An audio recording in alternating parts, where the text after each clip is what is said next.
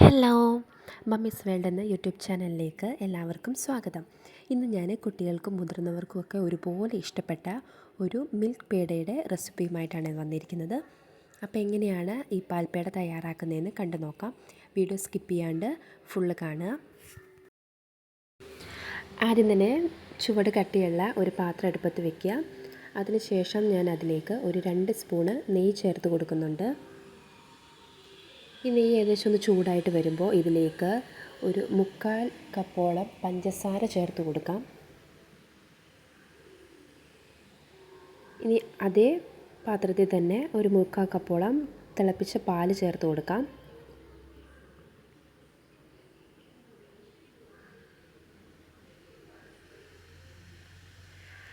അതിനുശേഷം നമുക്ക് നന്നായിട്ടൊന്ന് മിക്സ് ചെയ്യാം. ഗ്യാസ് ഓൺ ചെയ്യാൻ ശേഷം ഇനി അതേ പാത്രത്തിൽ ഒരു 1/4 പാത്രത്തോളം പാൽപ്പൊടിയും കൂടി എടുക്കാം. ഇനി നന്നായിട്ട് തിളച്ച് വന്ന ഇതിലേക്ക് ഈ പാൽപ്പൊടിയും കൂടി ചേർത്ത് കൊടുത്ത് നന്നായിട്ട് മിക്സാക്കി എടുക്കാം, കട്ടയൊന്നും ഇല്ലാത്ത രീതിയിൽ.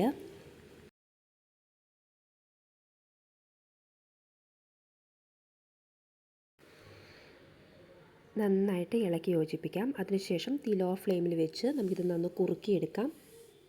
ഇപ്പോൾ ഏകദേശം നന്നായിട്ട് കുറുകി വന്നിട്ടുണ്ട്.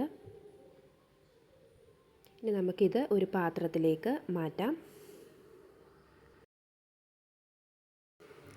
പാത്രത്തിലേക്ക് മാറ്റി ഒന്ന് ചൂടാറിയതിന് ശേഷം ചെറുതായിട്ട് നമുക്കിഷ്ടമുള്ള ഷേപ്പിൽ ആക്കിയെടുക്കാം.